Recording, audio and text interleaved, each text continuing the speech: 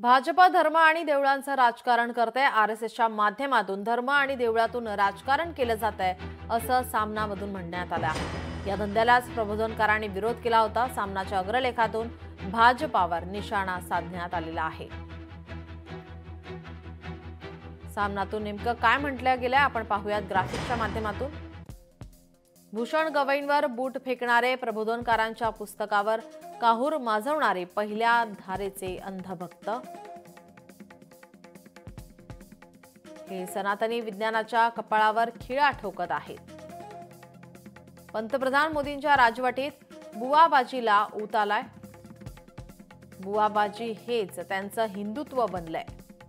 बुवाबाजी विरुद्ध बोलणारे लिहिणारे सनातन धर्म नामक विचारसरणीचे लक्ष्य ठरतायत।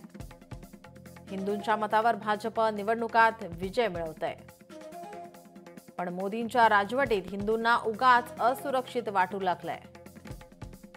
सनातन धर्माचा अपमान झाला म्हणून एका वकिलाने सरन्यायाधीश गवईंवर बूट फेकण्याचा प्रयत्न केला।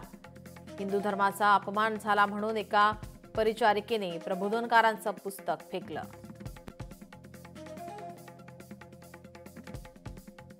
आज राम मंदिराच्या नावाने भाजपने जो राजकीय धंदा व चंदाबाजी केली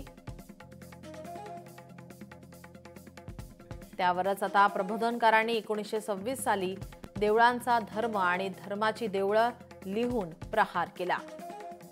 भाजप आरएसएसच्या माध्यमातून धर्म आणि देवळांचं राजकारण होतंय। हा एक प्रकारे धंदा आहे। या धंद्यालाच प्रबोधनकारांनी विरोध केला। पंतप्रधानांनी सेवा धर्माच्या नावावर पैसे जमा केले, पण ते सत्कार्याकडे वळवले नाहीत, एवढाच काय तो फरक। तरीही सनातनी विचारांचे बुळे बावळे आणि खुळे अंधभक्तीत लीन झाले आहेत, अशी टीका सामनातून करण्यात आली आहे।